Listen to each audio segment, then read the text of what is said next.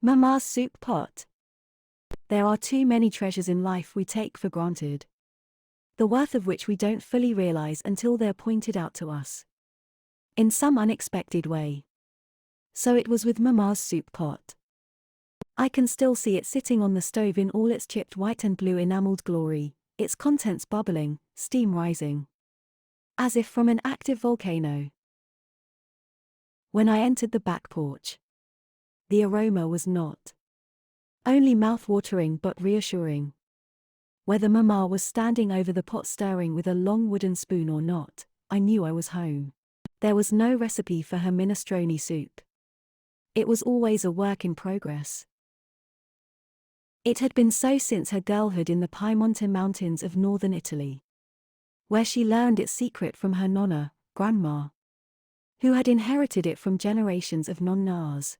For our large immigrant family, Mama's soup guaranteed we would never go hungry. It was a simmering symbol of security. Its recipe was created spontaneously from what was in the kitchen, and we could judge the state of our family economy by its contents. A thick brew with tomatoes, pasta, beans, carrots, celery, onion, corn, and meat indicated things were going well with the Buscaglias.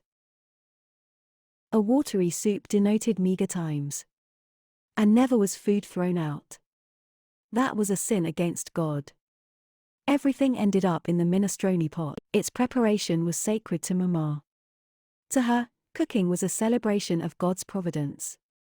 Each potato, each shred of chicken was placed in the pot with grateful thanks.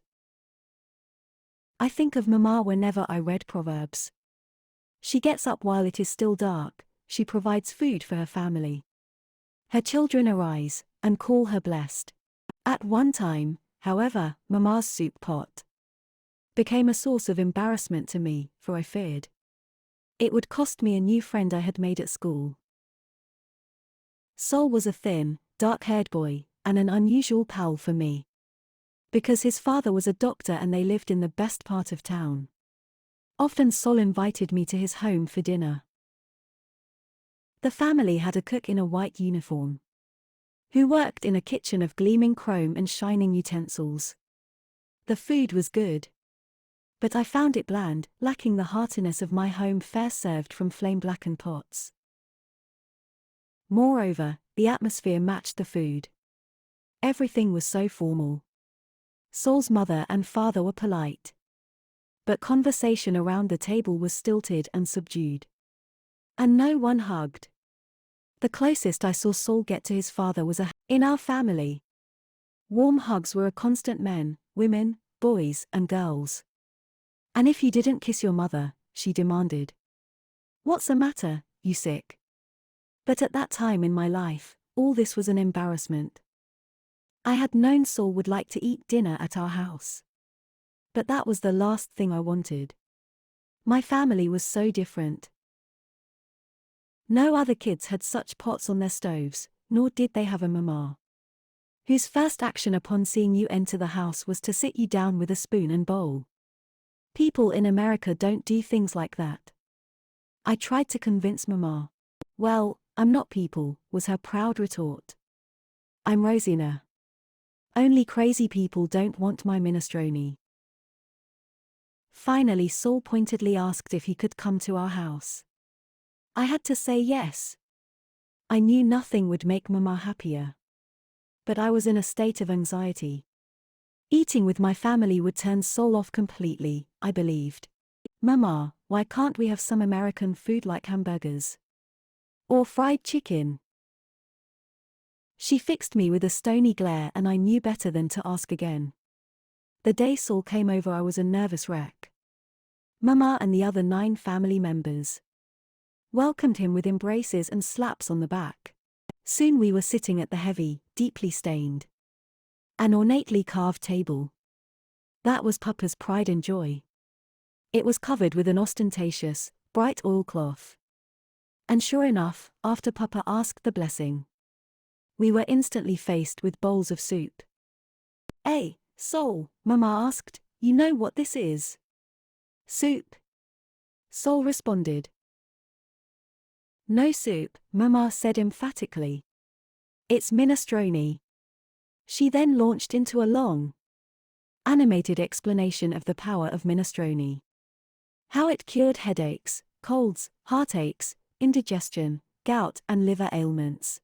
After feeling Saul's muscles, Mama convinced him that the soup would also make him strong, like the Italian-American hero Charles Atlas.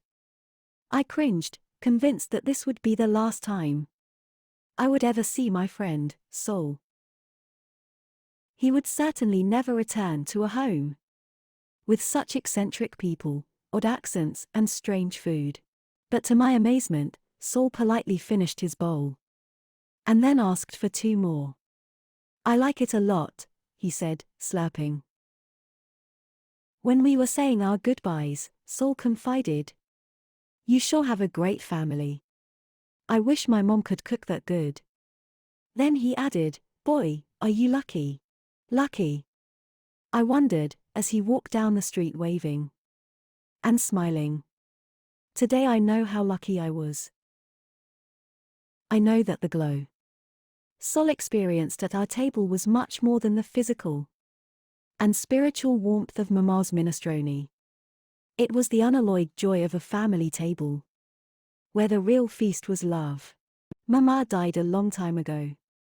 Someone turned off the gas under the minestrone pot the day after Mama was buried, and a glorious era passed with the flame. But the godly love and assurance that bubbled amidst its savory ingredients still warms my heart today. Saul and I continued our friendship through the years. I was the best man at his wedding. Not long ago I visited his house for dinner. He hugged all his children and they hugged me. Then his wife brought out steaming bowls of soup.